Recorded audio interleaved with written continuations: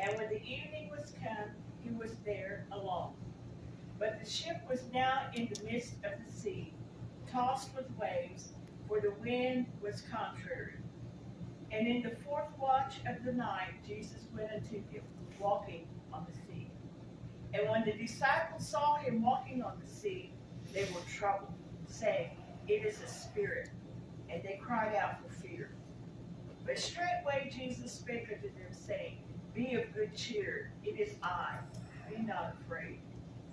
And Peter answered him and said, Lord, if thou bid me come unto thee on the water. And he said, Come. And when Peter was come down out of the ship, he walked on the waters to go to Jesus. But when he saw the wind boisterous, he was afraid. And beginning to sink, he cried, saying, Lord, save me. And immediately Jesus stretched forth his hand, and caught him, and said unto him, O thou little faith, wherefore didst thou doubt? And when they were come to the ship, the wind ceased, and they were in the ship, came and worshipped him, saying, Oh, and true thou art the Son of God.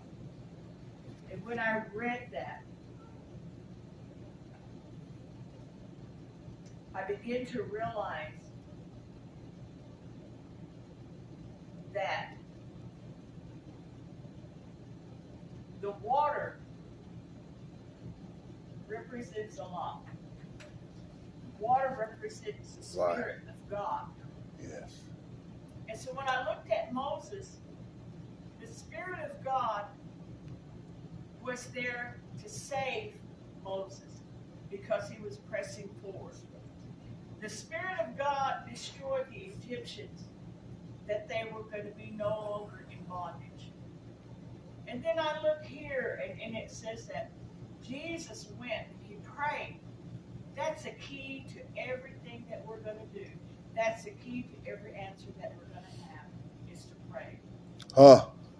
Everything that you need, every word that you say, pray. Middle of the day, in your car alone, in the middle of the night, everywhere you go, pray. You keep that communication open with you and the Lord. And when I begin to read this, and I begin to see that Jesus, he come, and he come to show them what power that he has even over the water and the wind. And when he did that and the disciples saw him, you know, it kind of reminds me of our native people. Every time we see something that's scary, we always blame it on the ghost. I seen a ghost last night. Or a ghost bothered my house.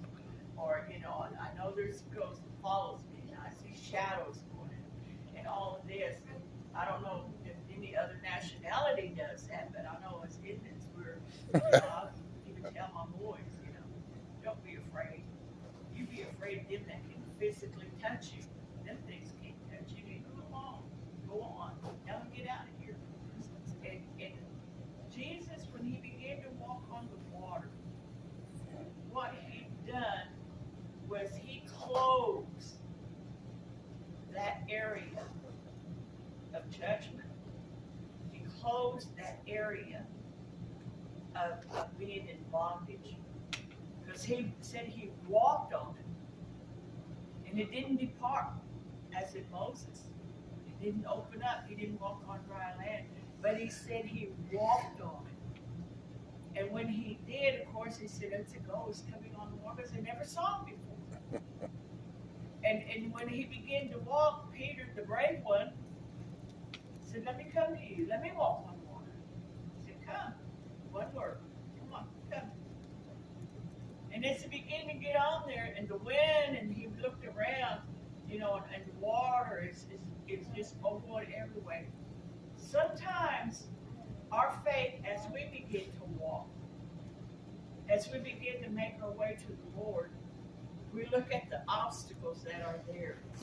We look at the bondage that is there. We look at everything that would keep us from getting to the Lord. And the winds begin to blow. And you know, I've been in some really strong winds, and it's scary because you can't do nothing. This one time, the last time we first moved moved up here, that windstorm come in